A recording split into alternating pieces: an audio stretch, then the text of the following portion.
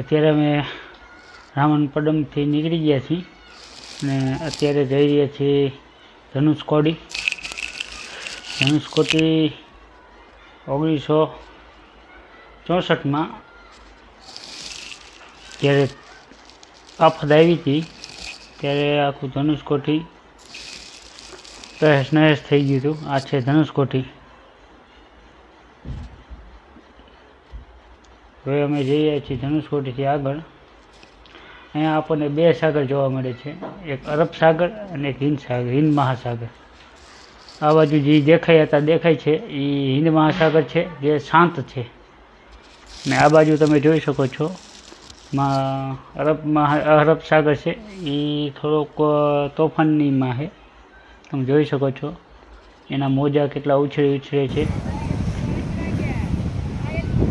તમે જોઈ શકો છો અહીંયા થોડીક ભાષામાં તકલીફ પડે એવું છે, એટલે કેવરાવે વસ્તુ લેવામાં. કોઈ આપણે વાત કરવી તો આપણે વાત નથી કરી શકતા, કેમ કે ઓલમોસ્ટ અહીંયા તામિલ જ હાલે છે, હિન્દી સમજતા નથી કોઈ.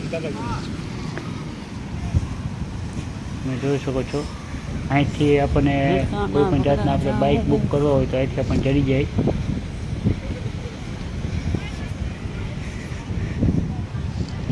અહીંથી આપણને બાઇક બુક કરવો હોય તો અહીંથી થઈ જાય છે.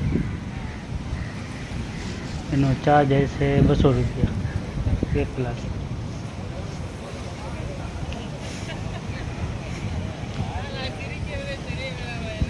અહીંથી આપણે શ્રીલંકા 22 કિલોમીટર છે અને રામેશ્વરમ 27 કિલોમીટર છે. અને આ આપણું છે પાકિસ્તાન જવું હોય તો કોમેન્ટમાં કહીજો. તમે જોઈ શકો છો અહીંનો વ્યૂ.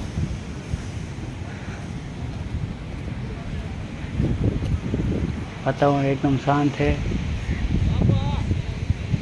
બપોરના 3 વાગ્યા છે પણ વાતાવરણ એકદમ મોસમ ઠંડુ થઈ ગયું છે.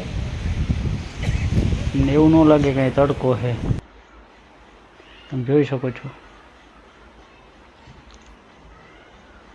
અરબ સાગર કેટલો તોફાનમાં છે. તો એ પર્યટકો જુઓ તમે, દરિયાની હાવ નજીક વયા જાય છે. વાતાવરણ એકદમ શાંત જ છે. તમે જોઈ શકો છો.